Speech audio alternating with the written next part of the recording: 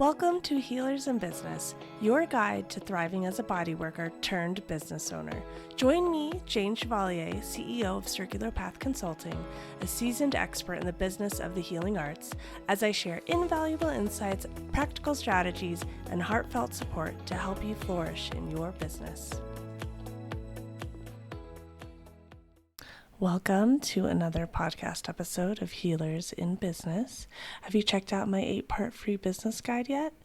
Free download in the podcast comments. It's been a couple of weeks since I've released an episode. I gave myself a 2-week break when we went on vacation to the Poconos, a family reunion on my husband's side, the ultimate summer vacation. So I've been gone doing that. I do believe that we should give ourselves grace periods and breaks when we need them. So thank you for allowing me to take a 2-week break. So we're back today on episode 15 of Healers in Business. I am interviewing my good friend Marie. Marie Magdalena Wolf is a certified trauma-informed sacred sexuality and relationship coach. Her journey to heal her own sexual trauma and experience better sex and more harmony in her relationship led her to a life-changing energy and spiritual awakening. She remembered sacred intimacy as her purpose. She believes in a holy fuck yes life where relationships are built on self-love, self-awareness, emotional intelligence, safety, and erotic aliveness. Relationships that become sacred unions where both partners are sovereign individuals co-creating a beautiful life together in alignment with their soul purpose. She is now guiding women, men, and couples back to their orgasmic pleasure, truth, and power so that they create fulfilling intimacy and healthy aligned relationships, along with expanding their consciousness to new realms of love and possibilities. She offers private coaching, group courses, and live workshops and retreats. Join me for this juicy episode, Being Seen with Marie. Thank you so much for joining me, Marie, on Healers in Business. I'm so grateful that you're here. Thank you for having me, Jane. It's such a pleasure to be with you. Yeah, and I can't believe we've known each other for over a decade when you were teaching Pilates and I was doing massage and we were doing trades. I know, it's incredible. Like the fact that it's been a decade just blows my mind. And then obviously not really seeing each other for a while and COVID and all of that. So I'm just so happy that we've been able to reconnect. Yeah, me too. Absolutely. So tell me and our listeners kind of what you've been up to most recently and about your business. So, as you know, I have been a sacred intimacy coach, sex, love, and relationship coach for the last 6 years. And I started to coach alongside teaching Pilates and yoga. And little by little, coaching took more and more room in my life, in my professional life. I still do all of it, but I mainly do coaching and I sprinkle a tiny little bit of Pilates and yoga. So the last few years, I've really been focusing on what it is to have my own business, what it is to coach men, women, and couples around the topics of intimacy and sexuality. And and then riding that wave of entrepreneurship. How did you decide to kind of make that change from Pilates and hands-on body work to where you are now with coaching, love, relationships, and intimacy? That's a great question. It was very organic for me. I never thought I would become a sex coach or a relationship coach. What happened is that I was looking for answers in the relationship I was in at the time, and I was looking for a way to improve our sex life and to de-escalate arguments and just to feel happier and better in my body in the relationship. And I started to look at different options out there. Therapy and counseling were a little bit of a part of my journey, but mainly I find a wonderful teacher. And soon after I discovered her, I did maybe a couple of her online courses. Her name is Leila Martin. And then I discovered that she was offering her first coaching program, like a certifying coaching program. And I felt like a whole body fuck yes. I felt like my whole soul was leading me to take it. And I really took it just for myself initially. And then it was a whole crazy year of transformation, of inner exploration, of coaching and being coach, and discovering things about myself, healing my sexual trauma that I realized I had. And through this process, people started to come to me and be like, what are you doing exactly? Like, what is it that you're doing? And so people were asking me questions. And I started to have my first coaching clients, and it grew organically for a few years like this. It was not my focus. I would have referrals from friends, and I would express myself online, but really not at all with a focus intent on building a business. More of like, this is oozing off of me. This is what my life is all about in this moment. And I want to share with the world. I want to share with people, whoever is interested. And from that sharing, people came my way and wanted to receive coaching. And then it started to grow. Then, as you know, when the pandemic hit, for a lot of us who were working in studios with people doing like hands-on work or yoga and Pilates, there was a big transition. So the studios I was teaching at closed. There was a little bit of online teaching, but not much. And that is the time I decided to go full on in my coaching business. And for me, that time was actually a blessing in disguise, in the sense like I had my full energy and attention on being online, like most people in the world where like a lot of people in the world. And that's when really understanding the ins and outs of marketing or copywriting, of online entrepreneurship, having a business, like I started to put a lot of attention on that in 2020. And what was that like, going from your background of the hands-on in-person work to figuring out all of the intricacies of online? It was fun. It was scary. It was stimulating. It was all of the things.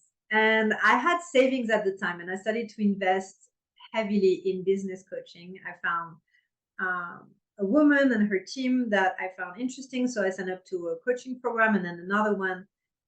And that really opened the doors for me of the vastness of coaching. The coaching industry is so big and so vast and actually so diverse that it was really my job to choose, to pick and choose like what is working for me, and to try a big part of it, as you may know, it was my relationship with money. I think that's the part we can talk about later on. And I really felt like having guidance and having examples of other women or other entrepreneurs who were doing it online in the way that felt good to my heart was really helpful, to give myself permission first and foremost, and just to learn skills that I didn't have before. Also, being online was amazing at the time because it gave me freedom to connect to people, that I was already connecting to people online all over the world, but it expanded that. And then coming full circle, 2023, I think I can say, and maybe it's the truth of your audience as well, that I love both. And I'm trying to find a balance of in-person and workshops and retreats. Like I like being with people. I like moving with people. I like guiding people that are in a room with me. And I like the amazingness of having an online business. So I'm trying to find today how these two ways of doing business can work hand in hand together. Wow, that's amazing that you've been able to go back to the in-person stuff as well, since that's something that you're really passionate about, and sounds like you really thrive off of that.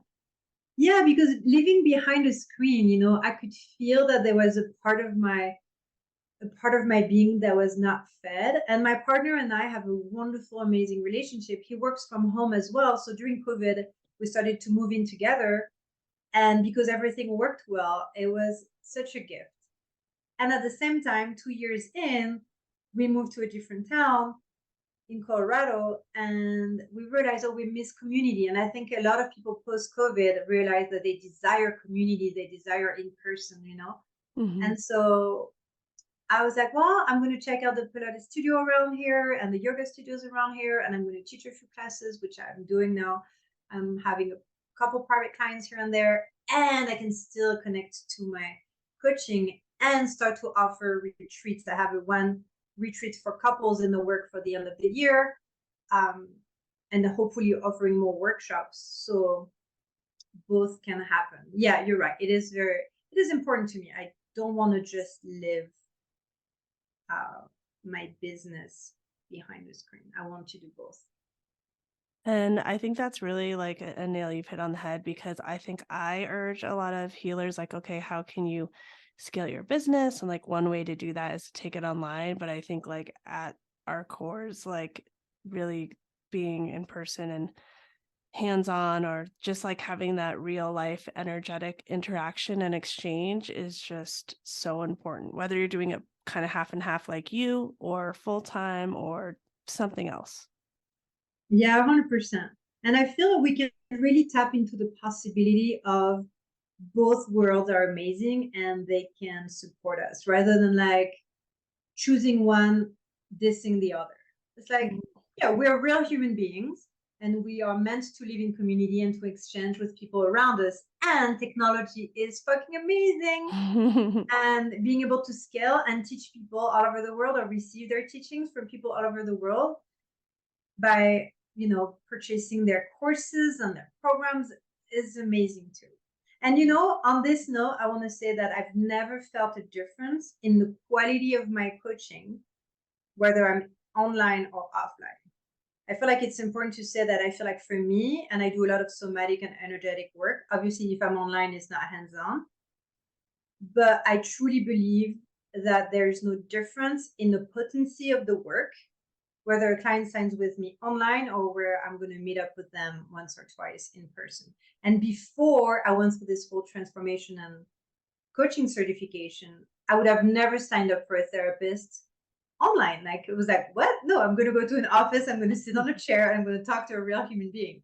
And now I'm realizing that sometimes, often, people love the convenience of being online, especially on the topic of intimacy. They can be in the comfort of their home, they can be on their bed, they can be on their couch, they don't have to drive anywhere. And as long as I can see them and feel them, like for me, I feel like I'm not limited by the screen at all. Definitely. And I think it's important to say that too. Well, 2 points I thought of was one, that there's no difference with the screen because, for example, before technology, like think about distance Reiki, like that's a thing. It's like as long as you have the intention and the energy and the vision of that person, like exactly. And then number two, I think you hit an important note is people feeling comfortable in the comfort of their own homes. It's like Yeah. like I think that's really important and an important option to offer people so they feel most comfortable. Yeah, and there's so much you can learn and do at home, whether it's physical movement, self massages, learning to massage each other with your partner. Yeah. And so you do so many incredible things. Like I am just blown away. But I really want to get down to the juicy stuff and kind of ask like what it's been like to market yourself as a sex relationship and intimacy coach when that can be misinterpreted or a taboo subject or just that kind of uncomfortable feeling for some people, even though they're probably the ones who need your work the most. Yeah, it's been a journey, to be honest. It's been a journey.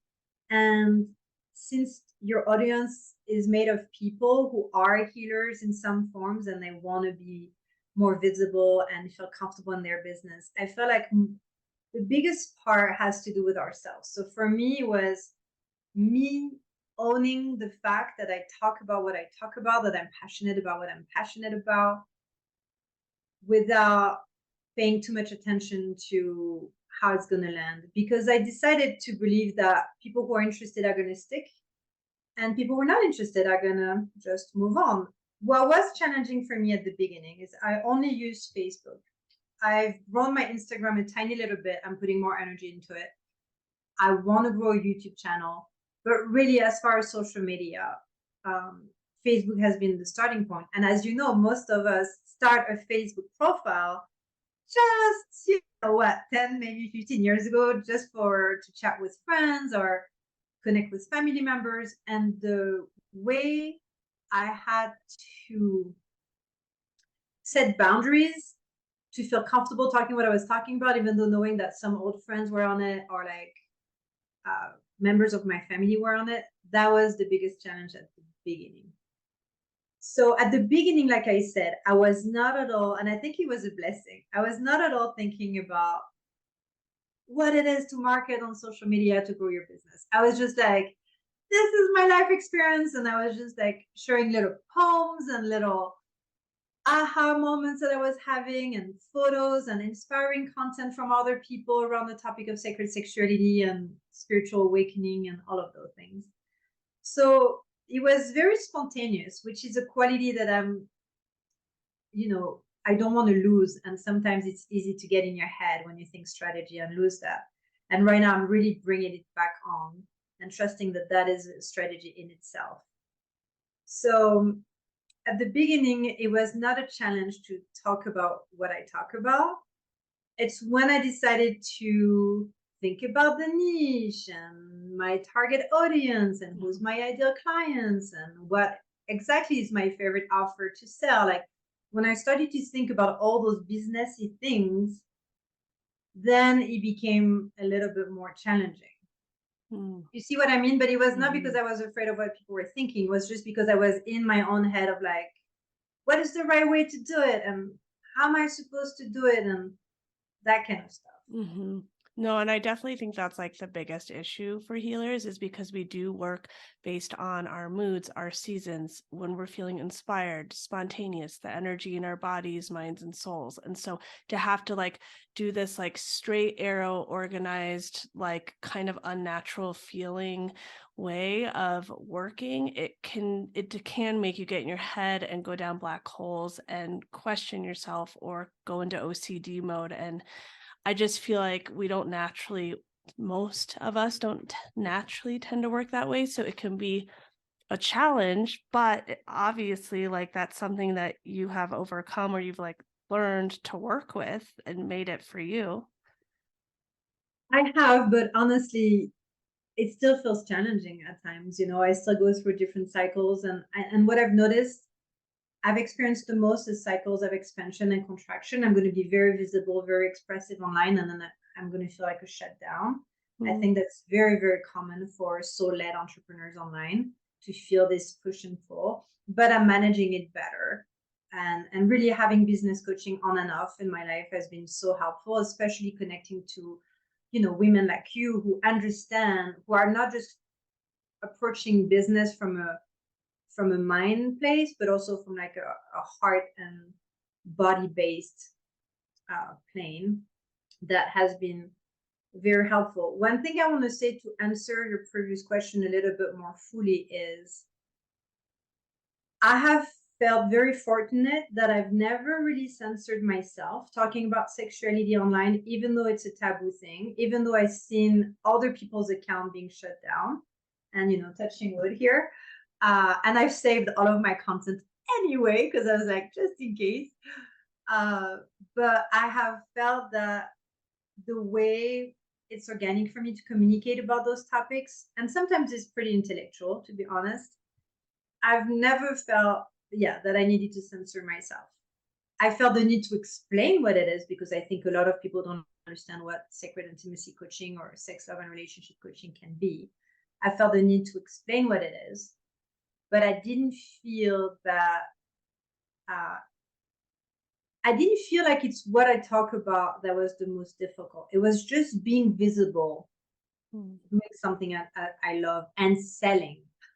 Selling, honestly, Jane, was and still is more difficult than talking about what I talk about or coaching, because I think I'm great at coaching. It's understanding that it's okay for me to sell, that selling can be of high service, and that selling is a gift and it's an art and it's not manipulation. That has been challenging, to be visible in the selling more than the content itself. The content itself was a part of it, but it's the selling that was more challenging. No, definitely. And that ties back to the, issues around money. And I just feel like, so many healers have martyr syndrome, and we just have this I don't know why, if we're just naturally like this or in our schooling we were taught this. I don't really know. I'm trying to figure it out, crack the code, but like we think it's like unnatural to pour all of our energy into something and then to ask for an equal amount of energy back, which is money. Absolutely.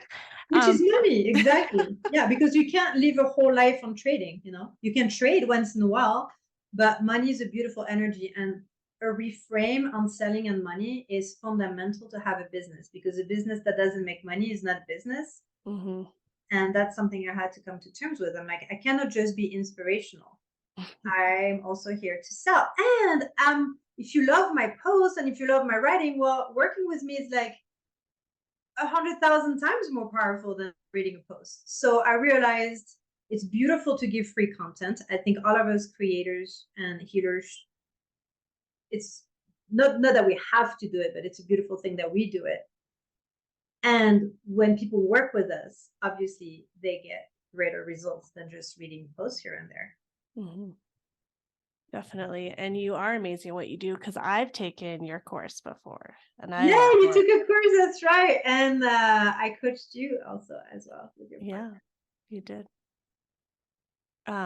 I wanted to just circle back really quick for people who might be in a similar line of work as you and who might I know that the selling and being visible is most important and I do want to get back to that, but I just quickly want to ask, were there any like sticky situations when it did come to like sharing with friends and family and people whose opinions you value most about what it is you do?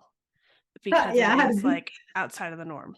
Yeah, I mean, I had a big clash with my parents. That was in 2017 when I did the coaching certification, but it was much more about shit coming up within me and things I wanted to address with my family and me changing.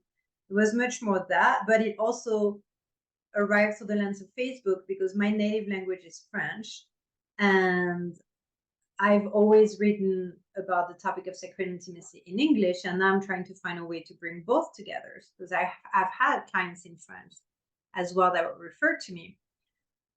But online, I've been writing in English 99% of my content, and I was surprised that it was my mom or my dad at the time who saw a post and then messaged me, and they were outraged. And I think it's because I was talking about healing childhood wounding that were caused by my parents and not wanting to throw them under the bus, but you just have to own the things that happen in your life.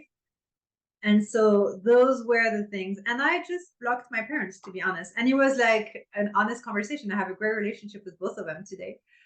But I blocked them, and I blocked some people that I felt would not understand or would not be served by my content. And just to feel that I have more agency over what I write. But at some point we have to know that whether it is our personal profile, or whether it is like a professional page, if we want to reach people, we got to be public. All of my posts are public anyway. So anyone who wants to follow my content can. And, we can decide to surrender control over this and just choose to live in our purpose. But yeah, it was challenging at first to navigate this. And I've heard that maybe you too from like so many people. Oh, I don't want my aunt or my cousin or my brother's wife or whomever to. And if that's the case, and if that's really a problem for you, then open another page. And also what I did is I changed my name. Like Marie Magdalena Wolf is a name. Marie is my birth name, but Magdalena Wolf are two energies that felt really good at the time. And it felt better to me to talk about those things under this name. First of all, it gave me a sense of anonymity and protection that I feel is important when you have a public presence. Mhm. And it's not necessary. It just felt good to me at the time to do that. Yeah, so you were able to put up boundaries that helped you feel safe. Yeah. And mainly they are within ourselves. Like if you don't care about who looks at your content or what they think about it, if you feel truly solid in yourself, then it doesn't matter. If you get people sending you things that are uncomfortable or telling you that you shouldn't be doing what you're doing, then you can take action. But really what matters the most is how we feel internally, listening to our inner dialogue, the thoughts that we have. And if you notice that you constantly think about someone that you might fear sees your content, then you have a choice to either go past it or block them or unfriend them, or you know what I mean? Definitely. Yeah. No, and I feel like this is like the perfect segue back into being seen. Yeah. And so how has that journey been for you? That has been so challenging. So challenging. I'm not gonna lie. I think being seen as someone who sells her services at a higher price, that was, we can bring visibility and money back together. But even without money, I think being seen, I remember when I did my first lives in my Facebook group, that was such a fucking challenge. That was so confronting.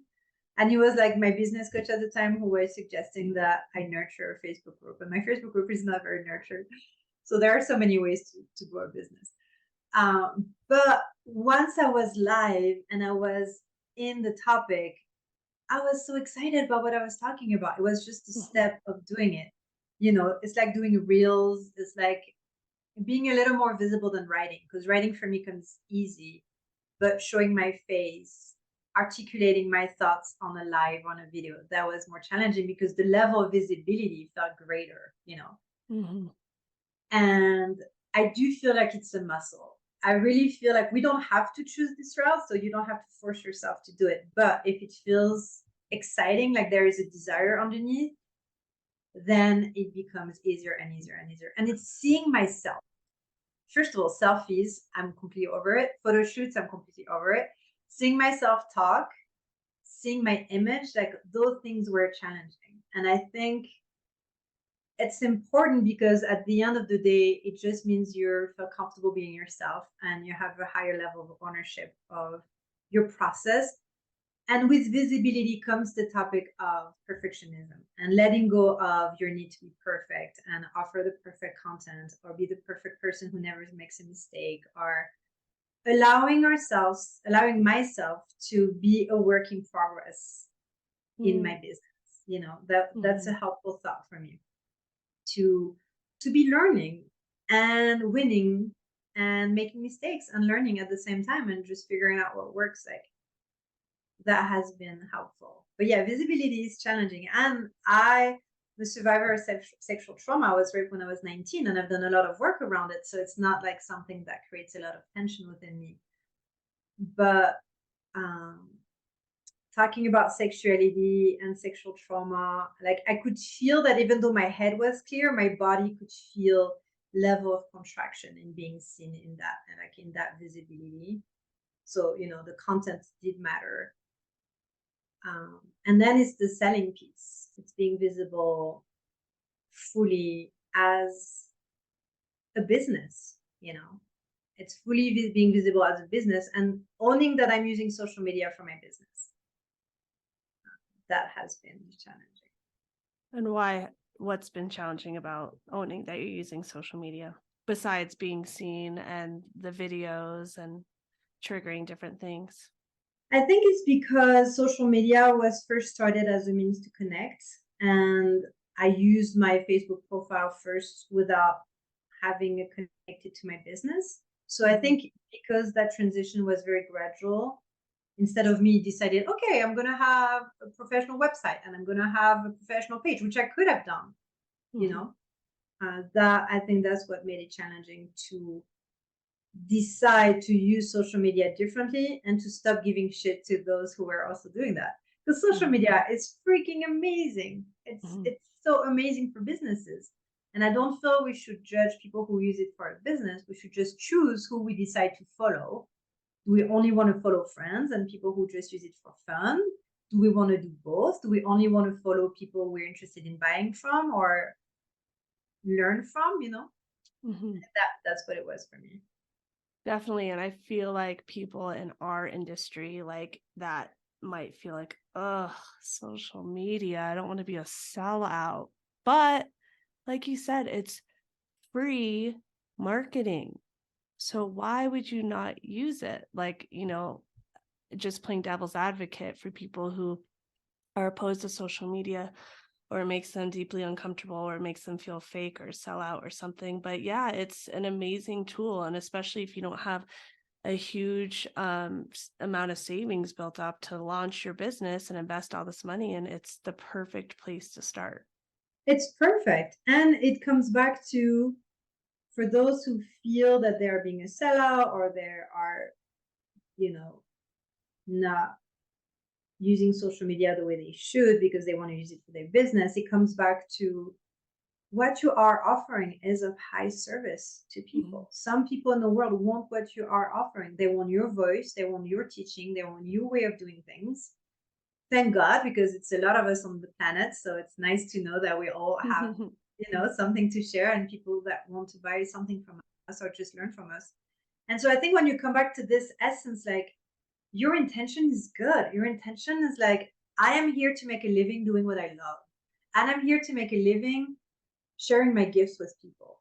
I am here to make a living doing what I'm passionate about. And social media is one avenue that I can do it on. I'm going to give myself full permission to fucking do it. And that's something to practice. Of course, if someone is like, social media drains my energy, I don't like to be on it, then there are other ways. You can network, you can put flyers, you can go to local groups and meetups. Like there are other ways to market. But oftentimes I feel like people who fear social media, underneath there is another fear, which is to be visible and to own that they're running a business and to own that they want to make money and to own that they want to make good money and not just be in survival. Um, so yeah, it's a process. And once again, it's about us owning why, like coming back to the why, why are we doing this? I'm not doing it because I want to scam people. I'm doing this because I love coaching and I love helping people in intimacy and sexuality. Definitely. And also, too, I do think it's an incredible tool to meet and learn from other people in your industry, too, that you normally would never have a chance of meeting or connecting with. Absolutely. You would never have a chance to see how they do it. And the business coaches that have been inspiring me the most are people that are very transparent with their challenges. And suddenly you feel less alone. Entrepreneurship can be a solitary journey. And it's so good to see, like, oh my God, everybody has the same fears and everybody goes through the same stages and everybody learns. And also to see that there are very different ways to make money and share your gifts. Like social media is rich. You can use audio, you can use video, you can fraction your work in so many different things. And to see other people how they do it, I found like that's super inspiring. I've seen, like, I used to follow a couple people around Qigong, even though I don't do any Qigong, but I found like it was so calming to have them in my feed, and I would get a few reminders of. So if we're going to consume social media, which I think most of us are addicted to anyway, which would be another conversation, but if we're going to consume it, we might as well consume it and feed ourselves with people that are inspiring and stimulating. Absolutely. Definitely. Whether you're running a business or not, for sure. Yeah. And so, do you feel like being on social media and being seen has helped to make any shifts within receiving money and selling, or have you grown in that area for different reasons, or both? A little bit of both. But mainly for different reasons. And this is me being the art of selling on social media because I had so much resistance for all the reasons we just talked about. So what has been fascinating to see through receiving coaching, through being coached, because I have like a personal coach and I have a business coach, And this is a is total advertising for me as a business coach too. So thanks, yes, Marie. yes, Just kidding. Go on. yes. Um, so wait, what were we talking about? Sorry. So I totally threw you off. I'm sorry. So selling.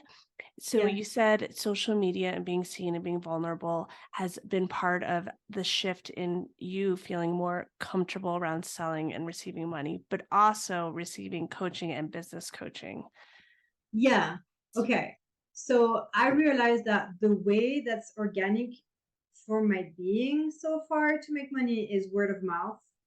referrals and people who re-sign. That has been what has been happening so far.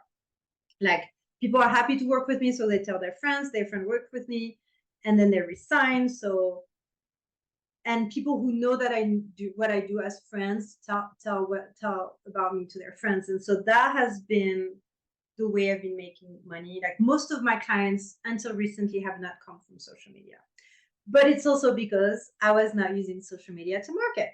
Now that I'm using social media to market more, and I'm making call to actions, and I'm being more clear about what it is to work with me rather than just being inspiring, then potential buyers, people who follow me because they want to work with me, have a clearer idea of what it would be like, book consults online, get on a call with me, and then decide to work with me.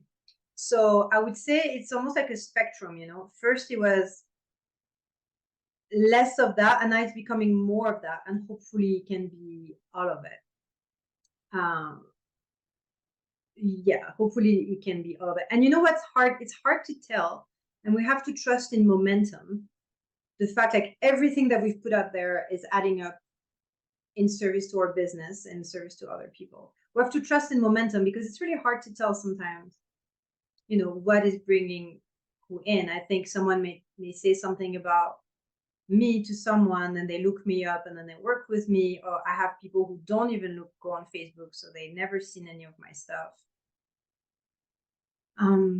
Yeah, I don't know if that was a clear answer, but what I'm noticing is, I think now I'm going to make more money. I'm going to grow my business more through my presence, because my presence is more intentional, and mostly the energetics, because I'm not afraid of it. If we are shielding ourselves from our capacity to receive money, we're not going to receive money. If we're afraid to raise our rates, or if we're afraid to say our rates out loud, money is not going to come. People are not capable of paying us because we're protecting ourselves. We're kind of hiding. So now that I do less and less hiding, and I'm more and more available, and I'm creating a structure that is make it easier for me to receive money. That's a big part, you know, having a CRM, having my invoices in place, like having my contracts in place, you know, all those little details that create the structure of our business. To have that in place, which I also had a lot of resistance to at the beginning, is making it easy for clients to come into my world. Yeah, it's like if you build it, they will come. Exactly.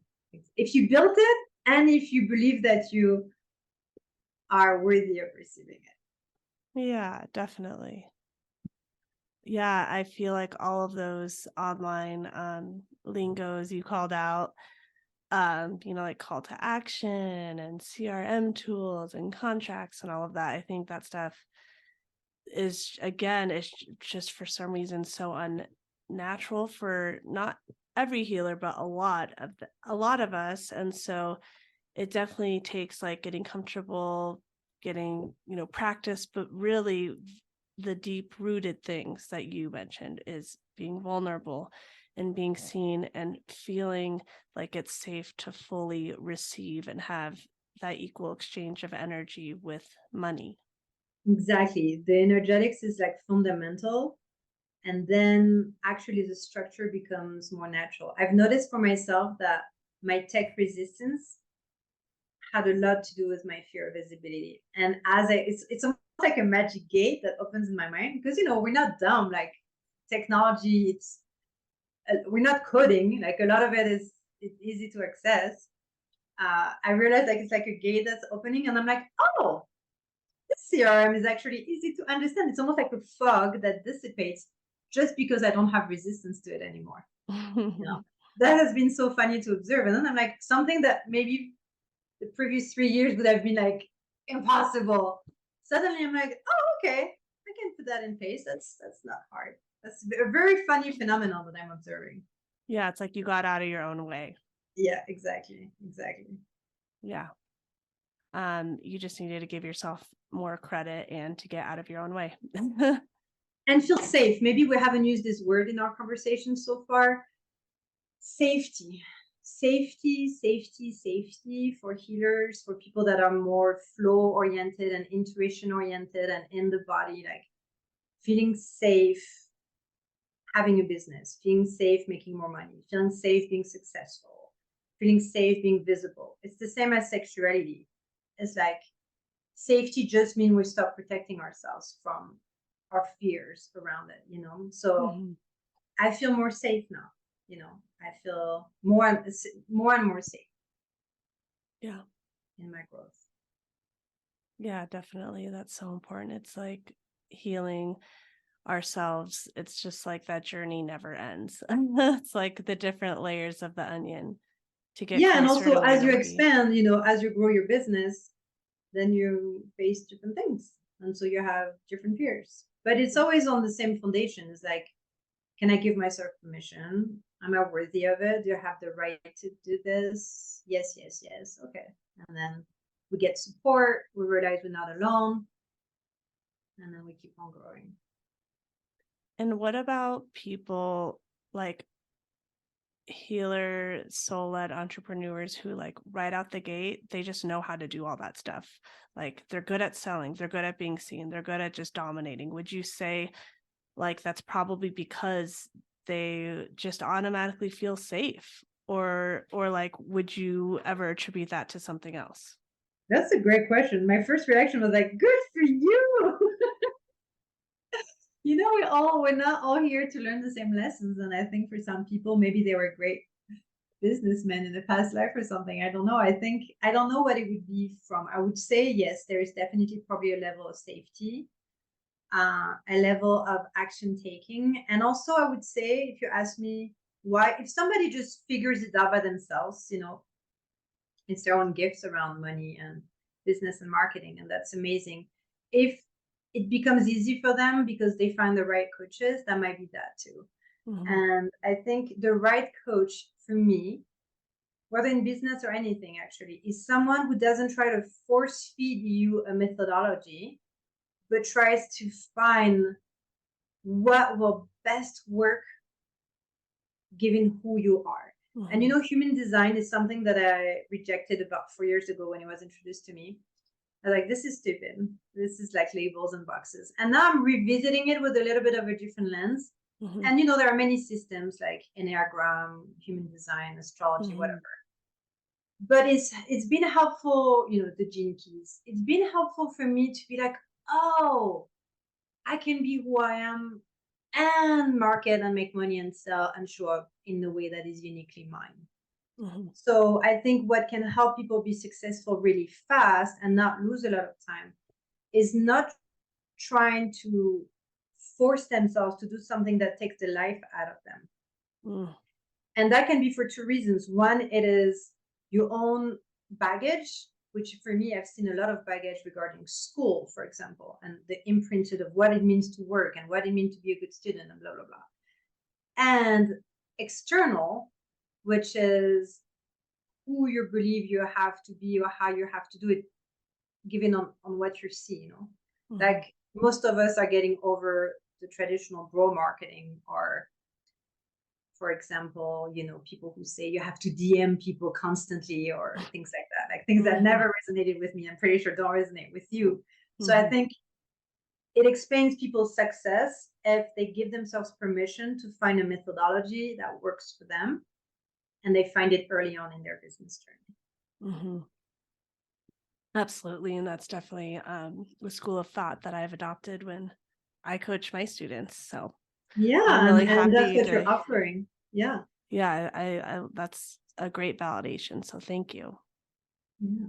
Um, well, I don't, I want to make sure that we cover everything. We are kind of getting close to our time. But is there, like, based on our conversation as a whole, I feel like safety's been a huge topic that's almost like the root of all of the surface level topics we've covered, like selling, how to communicate the specific, maybe taboo thing it is that you do, receiving money. Are there any other like afterthoughts or um, nuggets of wisdom that you think is really important to make sure we cover before we come to an end? I think it's circling back to the theme of community. That's what's coming when you ask this question. It is what has been the most helpful to me in my business journey as a healer, as someone who loves being in service to other people's healing and transformation and growth, is community, is, you and I messaging, and me and another business coach messaging, and me and another sex coach messaging, and being part of communities, like the communities you're offering your clients, like being part of communities where you realize that you're not alone, even though it's online. Community is a huge part of growth, and in that, letting go of perfectionism, realizing like we're all learning different things at different times, being more kind and compassionate to yourself, and noticing when you tend to be harsh on other people's. Like, I used to be very judgmental. If I saw anyone who was selling on social media, I don't know, what, like 5 years ago, maybe, I was like, oh my God, like, because all of my programming and all of my beliefs, I hadn't worked with them. But oftentimes, when we are very, very charged and very judgy about other people, it's because there is a little bit of a desire, like, very often. Otherwise, we just let people be. Mm-hmm. So being in community, finding, like, not trying to do everything by ourselves unless it works and it feels nourishing. Making mistakes. Like, I am going through such a deep reframe of what does it even mean to make mistakes? Like, those are not mistakes, they're just learning steps. Like, not comparing ourselves. That would be another one. Community, being surrounded by people who are like-minded, who are on their journey, mentors who've done it before us, who make it easier for us, reframing what mistakes are. And what's the last thing I was just saying? Not comparing and being Not kind. comparing. Oh my God, that can be such a killer of motivation and such a killer of growth, really, to look at another healer who's making a lot of money online, or someone who has developed an idea that just popped in our head. And we're like, oh, well, see, it is already done. Exactly. Oh, exactly. no one is reinventing the wheel. Even sexuality and sacred intimacy has been there for thousands of years. I'm just giving my own spin of it. I'm just giving my own experience, and I'm teaching in the way that I teach, but somebody else might be drawn to someone else completely different. I feel like not comparing is amazing, but if you have to compare, bank it as evidence that you can have it too. That is the healthiest way to use comparison. It's like, if I see someone who has started something, a podcast, a channel, a course, a program, and it's working, and I like what they're offering, instead of beating myself up from not doing it sooner, to think, wow, they have it, I can have it too. I can offer it too. And the last thing that comes to me when you're talking about afterthoughts would be, use social media wisely. Forget about engagement. Oh my God, that would be a whole conversation, Jade. So engagement, forget about engagement a little bit. It's cool to have engagement, but just be tuned in your own gifts, and let yourself be creative and offer, rather than consuming a lot of social media, because sometimes I feel like it kind of sucks the life out of us. And just focus on what you're here to offer, and offer it and learn from it. It's okay if somebody else is offering something similar. It doesn't mean what you're offering is not good. And have fun. Have fun, feel joy. It's like in sex and relationship. Like, for me, what almost not killed my business, because I'm dedicated, but was that it became so heavy with all the things that we're carrying. And I was like, I can't do this online stuff if I'm not having fun with it. I need to feel desire. I need to feel that I can be myself. I need to feel like I can be spontaneous. I need to believe that my ideas are good. So yeah, that would be my final, I guess,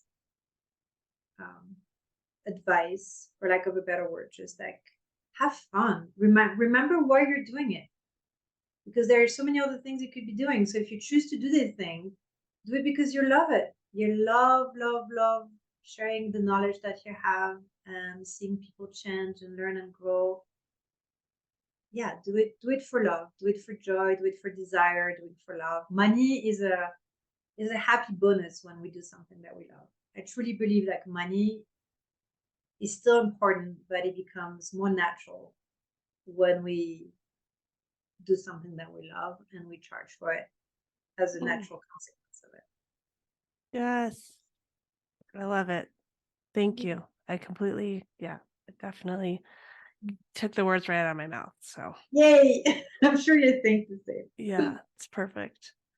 Um, well, Marie, how can people connect with you if they want to connect? So, if you are interested in having wonderful, beautiful relationships, having better intimacy, more connection, better communication, more pleasure during sex, whether you're man or woman or in a relationship or single, you can go on my Facebook page. There is a link where you can see my offers. Marie Magdalena Wolf. It's the same everywhere. So my Instagram is the same. My TikTok is the same. And yeah, and you can shoot me an email at marie@holyfuckyes.com. Holyfuckyes.com, just like mariemagdalenawolf.com are domains that I bought, but I've never turned them into a website yet because I had resistance and because it was working without it. So I figured when it's going to come naturally, which should happen eventually, then I have it. But you can also come into my Facebook group, Holy Fuck Yes, where I have already a lot of content, a lot of master classes on different themes like trauma healing and communication and juicy sex stuff. Yeah. Yeah, she's amazing. I know firsthand. Yay, he was so So wonderful. Yeah. yeah, and I'll make sure to your links are posted in the show notes so people can get to you easily. Yeah, thank you, thank you, thank you. And I celebrate you, Jane. I celebrate you. I remember a few weeks ago, months ago, we connected and you started to share your journey. And honestly, I was like, Jane is fucking doing it. I was like seeing your Instagram and I was like, oh my God, she started a podcast. How good is that? And again, right? A part of me was like, why am I not doing a podcast? I see so many people doing their podcasts. And then a part of me was like, no, it's great. It means it can be easy. So I celebrate you so much. I see all the content and all the value that you give your people. And I do think what you're doing is so important. Helping healers be comfortable in business is making healing more accessible. Hmm. So thank Thank you. you. Yeah, thank you so much, Marie. Mm. I can't wait to see where your journey goes, and we'll connect with you soon. Thank you, Jane. Okay, thank you. Bye. Thank you for joining me for another episode of Healers in Business Being Seen. What a wonderful episode. And join me next week, episode 16, Client Retention number 2, Letting Your Clients Feel Safe. Over and out.